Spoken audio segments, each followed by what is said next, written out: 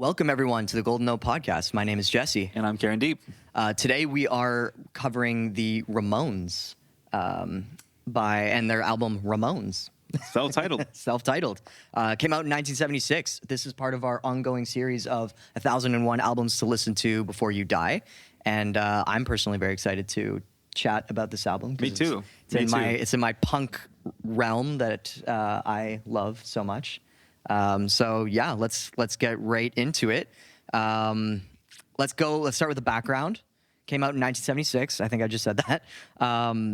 This is around the time Pink Floyd is really big, Led Zeppelin's really big, all that psychedelic rock stuff. There's a little bit of glam as well going on, glam metal. We're about to enter the disco era as well. Disco's kind of already getting started. And the Ramones are like, you know what? We want to play stuff fast. We want to strip everything down to the bare bones and just pure energy. That's what we want to do. Energy, yeah. So that's like the whole context around this album.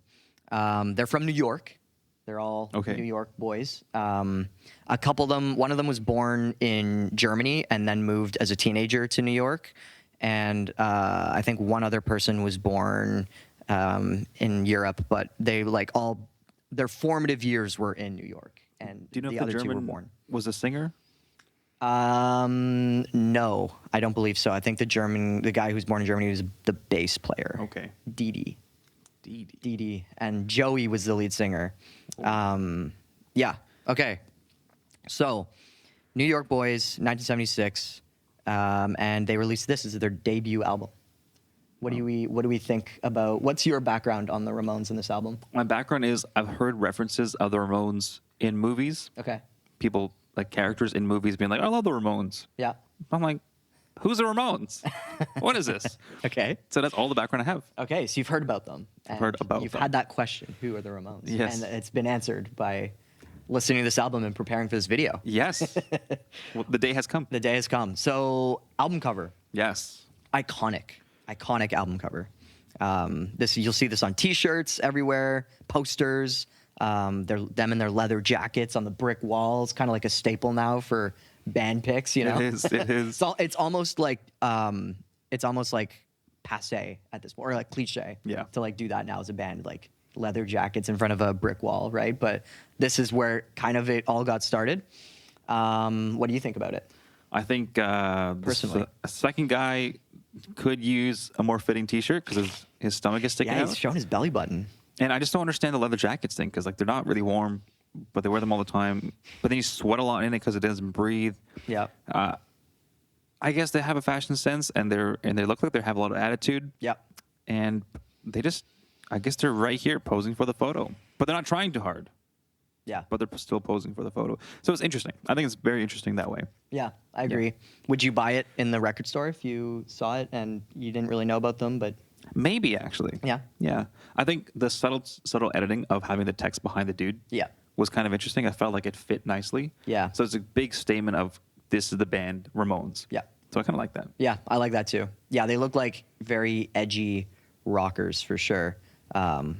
But they're putting themselves out there. And yeah, I think it's really cool. I'd probably give it a listen. And it's a classic self-titled album, so I think the name works. I think it's pretty cool. Yeah, I like self-titled albums. Yeah. Because it's like, it's a statement of this is who we are, and we're putting our name on it, which is a huge commitment, I think, in sound and also presentation to the audience. Yeah, big time. Yeah. Yeah, that's like, this is who we are. This is why we're called this. I have some things to say, actually, about their name. Okay. If you want to get into that. Please, yes.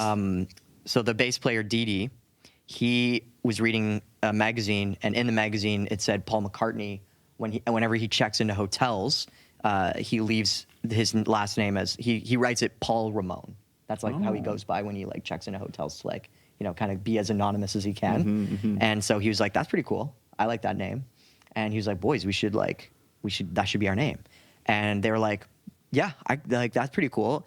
But then they took it a step further and they made their stage names, their last names, Ramone as well. Wow. So it was Dee Ramone, Joey Ramone, and I'm apologize, I don't remember the other guys' names, but they also, like, their stage name became like Ramone was their last name.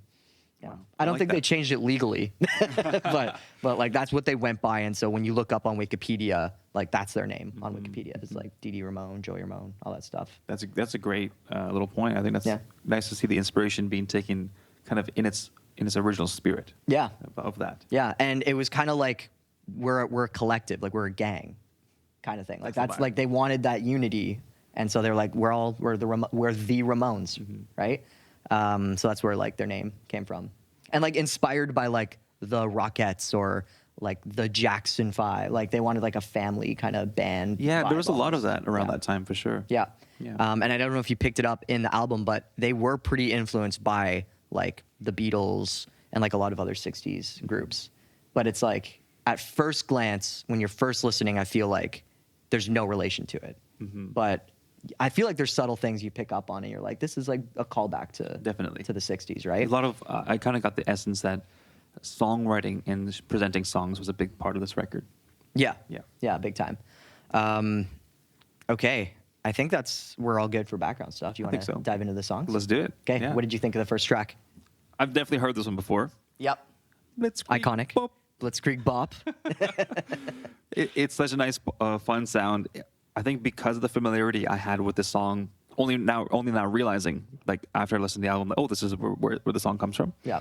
That I enjoyed it a lot, and that's all I have to say about the first. What song. about the Hey Ho? Let's go.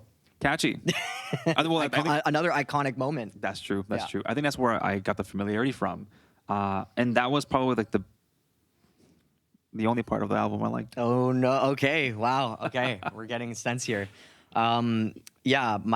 So this is a song that like I grew up with, especially once I kind of got out of my classic rock phase only, and I was like, I'll give punk a listen because for the classic rockers, punk is kind of like the enemy, right? Like all those punk is like a derogatory term still, kind of, right? Like call someone a punk when they're being stupid, right? Yeah. So anyways, when I was a kid and I was like all in my Led Zeppelin Beatles phase, it was like, no, we don't listen to punk. Like that ruined things, right? But as I got older, I was like, okay, let me branch out and listen to more alternative stuff. That's when like Blitzkrieg Bop came into, I guess, my musical listening and has been, it really is like an iconic staple. That's kind of like anyone who has a basic knowledge of like punk and old stuff. It's like Blitzkrieg Bop is like they know that, but then it's like name another Ramones song, and then people are like, Yeah. Yeah. right. So yeah, I like it. I think it is the best song I think on the album Wow. for sure. I'm glad we have some agreements. Yeah, on that one. it's the best song. It's probably why they put it first. And I mean, I did enjoy songs after it, which we can talk about. But yeah, I think like overall, this is the strongest song, and you can tell because this really is like the calling card of the band, Yeah. right? Like when you think of the Ramones, Blitzkrieg Bop is like their trademark song for sure. Yeah. Okay, so you liked it. Cool. I'm curious about like what songs stood out to you and what songs did not. Okay. Kind of hit the mark for you. Sure. One other thing really quick. Blitzkrieg. What's that? Do you know? Put it on your history cap. Is it something to do with D-Day, the Germans? Yeah, I feel like they're going back to the roots with that one. Didi's going back to his roots. Yeah, there's another song where he kind of talks about German stuff and Right. Nazis actually too. It's a controversial moment, but we'll get to that. Yeah, Blitzkrieg means lightning war in German, and that's the strategy that I think it was used. a blanket bombings, right? Was that? Yeah, the Air Force was part of their campaign, but it was essentially just like moving as quickly as possible into enemy territory, and it like overwhelmed the countries that they did it to. And so I guess Blitzkrieg Bop is kind of like the Ramones being like, we're fast and we're energized, like we're like Blitzkrieg kind of Yeah, thing, right? yeah. But it wasn't a pro, Nazi thing or anything like that. And I'm pretty sure they were they were very much, at least in interviews or whatever, they probably made it clear like this is not like a pro-Nazi thing. So- Hopefully. I mean, even if it wasn't, if they spun it, if the media spun it, I think they would have been able to go with the flow. Yeah. And still push keep their ethos alive. Yeah. It was controversial and edgy for sure to like in the 70s to be like, we'll call the song Blitzkrieg Bop. And in one of our other songs, we'll like talk about like Nazis and stuff like that. But yeah, the Ramones are not known as being like a pro-Nazi band. Okay, so highlighted songs. Beat on the Brat. I feel like maybe I heard this song once before. in my life, and then I revisited it here. And I was like, oh, I kind of recognize this a little bit. It's catchy. It is. Yeah. Beat on the bat with the baseball bat. Oh yeah. And I get like the '60s vibes a little bit too, like almost like Yeah, almost like a boogie woogie kind of Yeah. thing. Yeah. yeah, That was a point of contention for me. I think a lot of these songs had a similar kind of pop era, like 60s pop vibe to it. There's a kind of those flavors to it. Yeah. But they made it punk. They made it like, a lot of power chords, a lot of rock sounds. And so I kind of had this lightness of Yeah. a pop sensibility with like edginess. And there's times where I just felt like this feels strange. Right. It kind of feels like it's supposed to be really light, but then you're trying to be edgy and it's just not hitting as hard Right, as I yeah. want it to be. Yeah. And this is coming from the context of like somebody who enjoys Slipknot. Yeah, So true. for me, that's like when I think of hitting hard. this like- this ain't hitting hard. It's like, yeah, it's not, if it's not that, and then it's like, okay, Yeah. you really missed the mark. Yeah, So yeah, for me, fair. like edgy and aggressive and aggression, the standard is Slipknot for me. As Okay. far as like what, if it doesn't make me want to throw things and break things, then I don't feel like I'm as connected to the edginess of it all. Right. Yeah. No, I feel that. I will say this is quite a long time before Slipknot. That is true. Came into the fold, right? Yeah, yeah. So for like teenagers, I feel like in the '70s, who are like, I'm sick of Pink Floyd, I'm sick of the Beatles, I'm sick of the Eagles. You know, what else you get? Like, what's new, edgy, different? And that is like the Ramones, right? Right, I right. think the only other band that kind of sounded like them would have been like the New York Dolls and the Stooges. But the Ramones are definitely unique, I think, vocally too. We haven't really talked about it's like how like the musicality of the band. We'll get there. We'll get there for sure.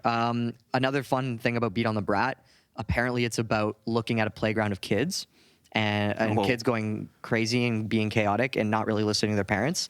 And the person looking out the window is fantasizing about like beating on the brat with a baseball bat. Like that's I what get it's it. about. Yeah. I get it. Yeah, yeah. Just, disciplining the bratty kids in the playground. So Yeah, the subject matter overall has been like that with that ethos. I think I love that. Yeah. It is a bit bare bones for me.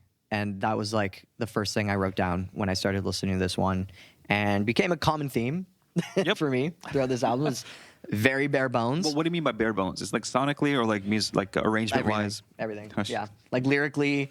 But like lyrically, it's kind of cool. Like saying only a few lines and like that's the statement. But, I don't know. It gets a little bit old. And then it's just, I think it's just the guitar is just very much like I get that it was intentional. Like we just want to play power chords. We don't want to do anything too fancy. We want to make songs 2 minutes and that's about it. Like nothing over 2 minutes. Yeah. But yeah, it does get a little bit tiresome for a whole I feel album. like the guitar was in the right channel when I was hearing it on my headphones. Okay. And it was thin and it just wasn't as loud or supportive. Yeah. Like the bass was much louder than the guitar. Yeah. And the vocals were much louder than the bass. So I felt like the guitar just got Give us your mixing overview here. Just Yeah. like overall, how would you score the mixing? It's trash. Yeah, it's trash. Okay, That's a technical term. The technical term, yeah.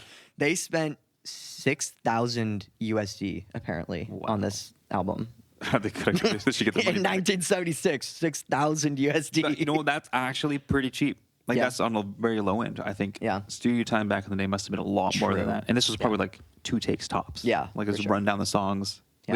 We got a sound, let's record it. Yeah, fair. But I just wish they just pushed the guitar a little bit more, or at least brought the bass down a little bit, because Yeah. having the guitar being thin and not supportive of the overall structure, at least of the sonic balance that we know now as rock music. Yeah. I can understand why it needed more guitar, Mm-hmm. because those power chords are basically just the bass line, but with some added punch. Yeah. And if the chords don't sit on top of it sonically, you get confused. Mm-hmm. Like, why is the low frequencies more prominent than the higher frequencies when naturally it should be kind of balanced in that way, For sure. where low frequencies are then underneath the mid to high frequencies. Yeah. So I just always felt like I was missing something. Yeah. This is very much a DIY thing. And the Ramones really embodied that, I feel like. Even with like the album cover and everything. Like it's very DIY punk rock ethos.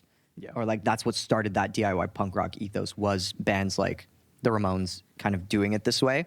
And yeah, you're right. Like 6,000 USD today for recording an album, like you can record a DIY album for a lot less and make it sound a lot better. But that's just because of the era we're in and like the abundance of tech that we have. Whereas like, yeah, you're right. Back then, 6,000 USD didn't go really far in like terms of recording stuff. I mean, just these two microphones alone, we can make a whole record with just this. True. That That would would sound sound much better. yeah. So yeah, they were working with what they had, and that's how it went, right? And you can hear it in the recording. you can hear the There's quality. an argument to be made that maybe it was done on purpose to be intentionally uncomfortable. Yeah. Because that's kind of what I think they always sort of the punk ethos of what I think that these guys have is subverting expectations in a way to make you question or to feel slightly antagonized. Yeah. Like, oh, this pissed me off. Great. Yeah. Yeah. Mission accomplished. Yeah, it definitely could be that intentionality aspect, but it also was like very much, we just want to record this. It doesn't need to be fancy. You plug the guitar into the amp, you play it. You don't need to fiddle around with effects or like, create a 10-minute guitar solo and all this stuff. It's like, just get it down. This is our message. These are our feelings, and it's good. Yeah. Live with it. Okay. Judy is a Punk is the next one, and this is also like, this is probably the second most famous track on this album, I would say. Probably because it's like the third track from the top. And it's third track, but I would say it's even more than Beat on the Brat, like in terms of like what people know. I do think it's a decent song. I had images of me playing Tony Hawk Underground 2, the skateboarding game, and they do have a Ramones song in that soundtrack actually. So it's like bringing back memories. It's like, oh, this is cool. I like this song, but that's about it. I didn't have much else to say about this song and a lot of others. I mean, we can kind of skip through here. Like, I want to be like, did you have anything you want to say, by the way, about Judy is a Punk? I mean, I think when Judy is a Punk at this point came on, I was expecting something a little harder. Yeah. But it felt like a song, like a love song that was just kind of edgy. Yeah. And I was like, this is soft. This is like, soft. Like, I feel like this is when the missionary like doesn't tie his tie properly, and he's thinking he's cool because he didn't tie his tie properly. And like, that's the extent of being edgy in punk. It's like, no, you could do more than that. Like, what happened to the Antichrist? What happened to burning the cross? Like, there's so many. Right. Yeah. We might have to edit that one. Like, there's so many things that like could have made a statement more clearly, but I feel like it just kind of wasn't as hard as I would have wanted it to be, or what I was expecting it to be. Yeah. Yeah. I want to bring in the Sex Pistols. Okay. Because these are like the two bands that are pitted against each other in terms of like who came first, who's like the godfather of punk. And so, yeah, I wanted to bring that in as a point of comparison. How would you, at this point, a few songs in now, compare another 1970s punk band, the Sex Pistols, to this one? Okay, they're both trying to make a statement. Yeah. They're both trying to go against the norm. I think the Sex Pistols does it in a way that's more aggressive or more In your face, loud, messy. Yeah. And therefore, in my opinion, more effective. Mm-hmm. But then the Ramones they kind of balance. They kind of balance more like pop sensibilities by kind of taking existing songs, like actual sing-songy songs, and then just kind of doing it in their own way that's loud, aggressive, and fast. Yeah. So it feels like a remix of what the Beatles were doing in a simplified, stripped-down way, and therefore it's not as like revolutionary as the Sex Pistols were, or like as radical as the Sex Pistols were. Yeah. So I feel like it's a Sex Pistols light. Yeah. Yeah. Okay. There you go. So you're in like the Sex Pistols camp. Yeah. Yeah. I think I am too. I think I find myself there. Great. I just think the Pistols were more, just more interesting, right? And more effective. Like, they just sounded edgier. Their message was like a lot more in your face and controversial. But yeah, I really feel like this is a similar thing to Led Zeppelin and Black Sabbath, right? Like, Black Sabbath was like the more hardcore metal. Led Zeppelin was the lighter, more mainstream metal. And then those tree branches branched off into like Metallica and Slipknot, and then the 80s stuff, the hair metal, like the lighter poppy stuff, right? And so with this, the Pistols were more hardcore punk, and the Ramones were like the pop punk, like the proto pop punk. Yes. I was talking about I Want to Be Your Boyfriend. Very Blink-182. And this one was creepy. This track was like kind kind of creepy to me. Okay. Like, because it was kind of soft. It's kind of endearing, but I was like, I wait a want to minute. be a This is, boyfriend. Yeah. like, why are you getting yourself? You know what? Avril Lavigne. This is like Avril Lavigne vibes too. I also want to kinda be your creepy. girlfriend. But, Yeah. like, if she didn't have the pop appeal that she had, where you look over kind of the subject matter, Mm-hmm. in the same vein, I think that this is not like conducive to healthy relationship norms, Okay. which is probably the point of it. But To be fair, the lyrics didn't really grab me on this track. Is there something specific in the lyrics that like made you raise your eyebrow and be like, "This is creepy," or is it just the overall sentiment? Of Overall it? sentiment, Overall sentiment. Okay. These like weird guys on the corner with their leather jackets, like, "I want to be your boyfriend." a little bit. You're just like, I don't like that. Yeah. That's fair. That's so funny. And the other thing, I don't know if I already mentioned this, but there's heavy Beatles influence on this, in my opinion. Yes. Right? I want to hold your hand, like, same message as well. And it's funny when we compare it to the Pistols. At least Johnny Rotten said, "I hate the Beatles. The Beatles suck." And in the 70s in Britain, where they're coming from, that's like sacrilege, right? Yes. So another way to be controversial, whereas these guys kind of wore their Beatles influence on their sleeve, Yes. which Yes. I found is another cool way that you can contrast the two bands. So, so yeah, overall, I feel like both of us are like, yeah, this is punk. We see the influence, but we like the Pistols a little bit more. Yeah. We like the edgy stuff. Yeah, and that's like a general thing. Chainsaw, the intro is hilarious, but I didn't really have anything else to say. Yeah, no, I love that there was like a sample of like machine noise. Yeah. Could have been a chainsaw. That's from- probably like where half the budget went. Yeah. we really want a chainsaw sound in this. Okay, well, it's going to cost you $2,000. That wouldn't go past me. I would be like, yeah, that's probably Yeah. the price of it. Either that or like there's a guy in the back alley working on something behind the studio and be like, dude, just bring that over for a second. Yeah. Let me just Experimental. pull the mic over. And they only had like, what, 5 seconds of it? Yeah. Like, I wish there was more of that because that was kind of a moment of an experimental moment. Yeah.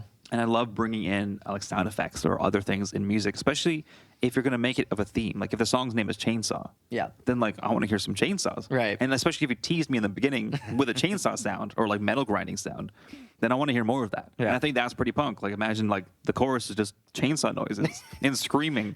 Like that'd be great. But I never got any of that. So. Never got any of that, yeah. Yeah, no, I agree. But so that's why I just found the whole thing like just the screeching chainsaw in the intro. And I was like, what is that? Oh, this is called Chainsaw. Oh, I get it. Yeah. Funny. Yeah.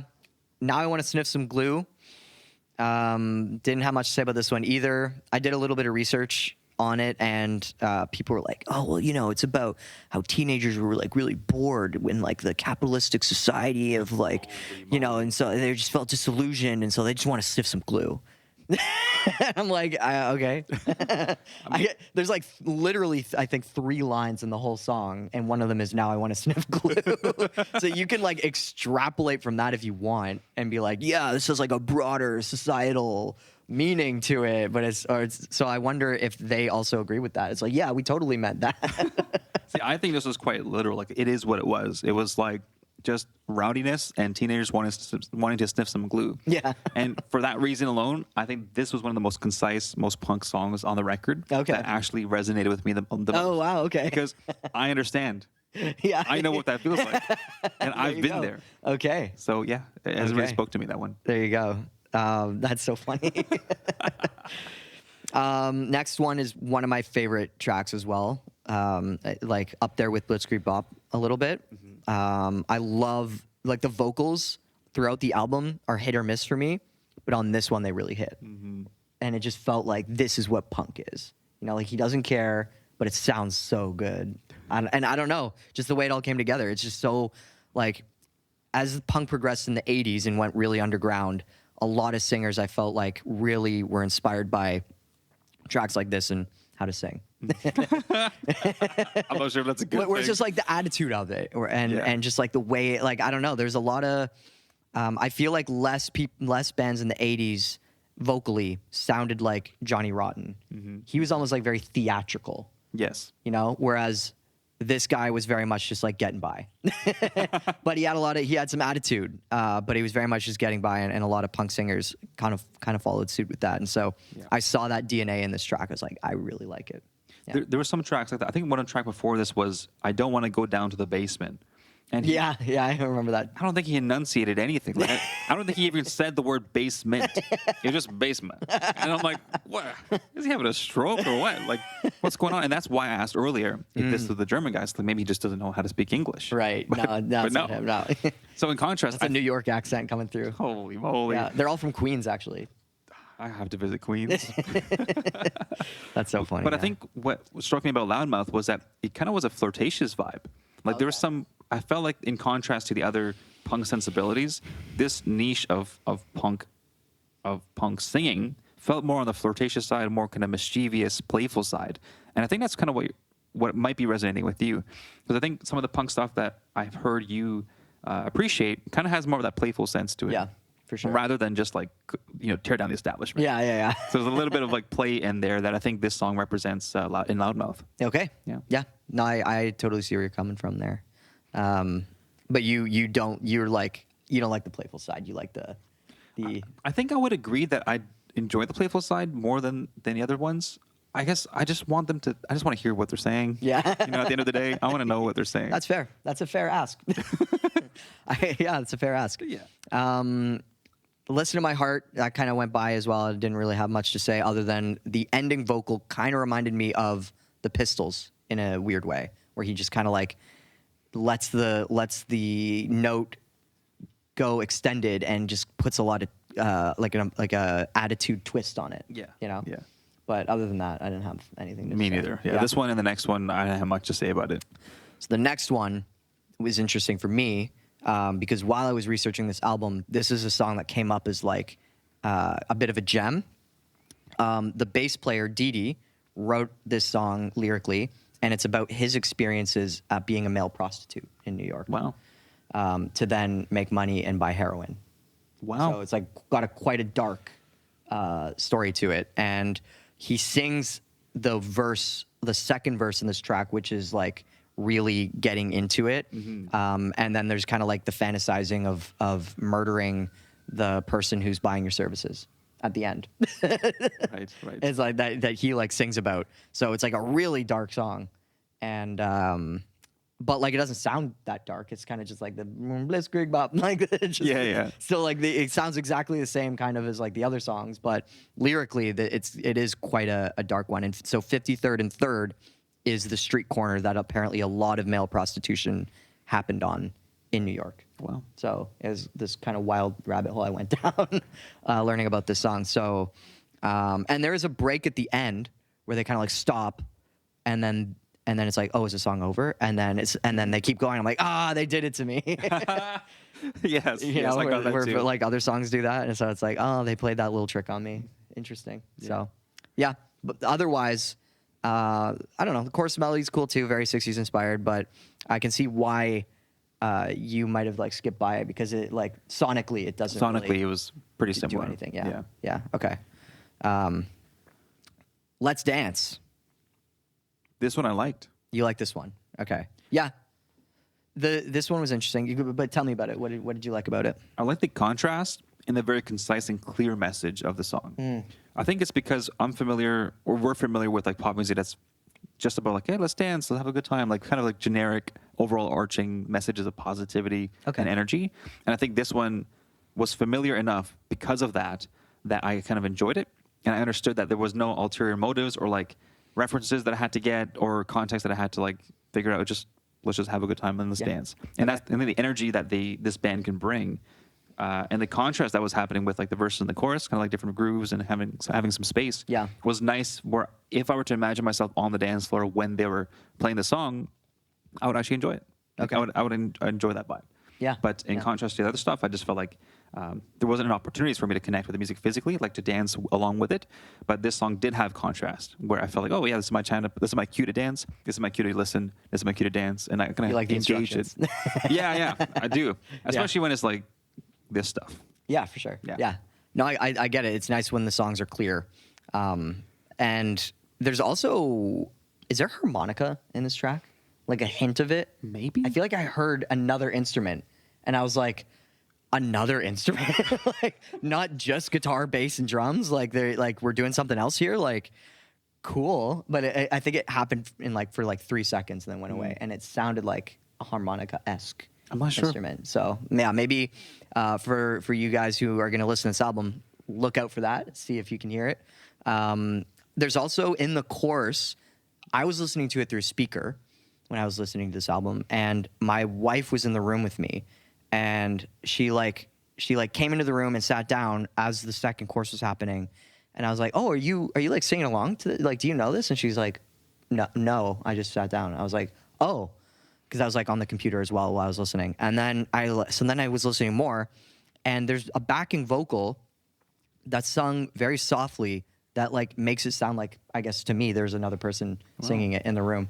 You know, now that you mentioned it, I did feel like there was some sort of crowd element to this song that maybe helped me connect with it a little bit more and imagine myself on the dance floor a little bit more. Because it did feel sonically slightly different. Yeah. So it could have been something about background vocals too. Okay, yeah. There's something up with this track that perked our ears a little bit. Yeah. The next one, I Don't Want to Walk Around With You. Very teenage, like, I don't want to walk around with you. I just want to be by myself.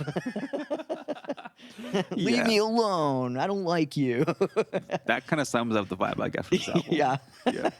Hey, I mean, it's cool. I can get with it, you know. But there's oohs in this a lot. There's a lot of oohs, which is like another callback to the '60s, like the doo-wops and the oohs and the ahs, right? You don't really hear that in the Sex Pistols. No. Is there another song after this? I think at that point I just turned it off. You're just Yeah. I don't remember. Overall, like we don't have to go track by track, but we did. But whatever. Overall, let's do our closing thoughts here. Mm-hmm. I'd love for you to kick it off. I think hearing the context, and thank you for doing the deep dive about the history and the context, and that I can understand why this album would have resonated with people in that day. It feels like the incremental progression towards an edgier side of music, towards a sentiment that maybe was missing in the sonic world at the time, therefore needed, and that's why it kind of popped off. Yeah. Whereas in contrast to my listening now, when I have slipped on, it's like, well, why do I need any of this stuff? Right. It's just like if I want to get my aggression out, I just go check out those guys. So I know my frame of reference is different for that, but understanding the context helps a lot. And I think it was interesting to see the focus on power chords, where because of the clarity of the band and the soundscapes of the band, it helped establish what this is meant to be. Mm-hmm. And if people were to really resonate with the music, or either the sonically or the themes, they can then kind of build on top of it. So I feel like it was a good opportunity for listeners and musicians alike to build, which is why I think it's such a relevant album and why it was included in 1001 albums to listen to before you die. Like it's very much a marker in the lineage of rock music that is very clear to me now. I hate the guitar mixing. I wish that you hate the guitar. I wish to have maybe You just wish there was more happening. Wish there was more happening. I wish there was more variety. I wish some of the sounds didn't sound the same. I wish there was more risks taken, especially with chainsaw noises. I would love that. Yeah, for sure. But that's my closing statements for that one, for sure. Yeah, no, I like that. It does really feel like you're going back into the archives, right? Yes. It's like, I have all this other stuff I could listen to that's like, has built upon this and sounds way better. But this is kind of like that DNA that I feel like we've talked about with other albums, right? Like this is what they would have liked and listened to, or bands even before them would have liked and listened to, and then they built off that, right? So yeah, this is very much like going back into the archives. But the Ramones, in their own right, like they're not just a band that's like you're like looking through history and you find them. Like they are still like an iconic band. They have other songs that are like from other albums too that are bigger. We just they're not on this album, so we didn't talk about them, but. Yeah, this is like where it all started with them. I generally like the album. I guess we can talk a little bit more when we get to the scores. A couple other things I wanted to mention. This was 100. When this debuted, it debuted at 111 at a Billboard 200. So it did chart, but like in terms of a mainstream sense, like it didn't do anything past that. But then like the icon status kind of grew, like the audience grew, and kind of like throughout the years, it was like it got like quite a huge following, which is why it has like a cult following, kind of built it up from the ground up. Yeah, big time. So, oh my gosh, there's one other thing I wanted to say. Oh, CBGBs. Have you ever heard of the No. CBGBs? So I've heard of heebie-jeebies. the heebie-jeebies, yeah. So CBGBs was a venue in New York that's like an iconic punk venue. A bunch of other bands got started there. The Police even got like their American start there as well.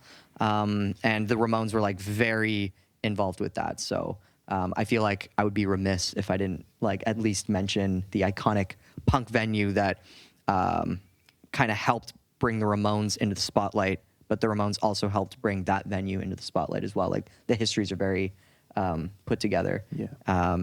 So I feel like in order to avoid any hate from the commenters, like, you didn't even mention CBGB. It's like, yes, I mentioned it. Don't worry, there's plenty of hate that we're going to get. Either way, there's gonna be plenty of hate, right? Like, why didn't you like this album more? But okay, let's get to the scores. I'll start. I'm gonna give this album a 3 out of 5. There's songs that I would give more than that, but for the whole album, I think 3 out of 5 is the score that I feel like, yeah, it deserves 3. Yes. Yeah, I recommend it. People should listen to it, but I'm not gonna be saving the entire album to listen to myself. Yep. Yeah. For me, it's going to be a 2.5. Okay. It's got its place. The combo score is gonna be oof. Oh, yeah. Just a big oof. 5.5 out of 10. 5.5. Okay. It has its place. I don't want to listen to it again. Okay. I wouldn't ask somebody else to listen to it. Okay. And I'd mention it in a writing. I wouldn't mention it sonically. Okay. Yeah. There you go. 5.5 out of 10. Ramones by the Ramones. Yeah. Ramones by the Ramones. Yeah. Thank you so much for listening. And yeah, please leave a like and comment, and please subscribe if you'd like to hear more. Thank you. Cool. Cool. Cut. Yeah. There it is.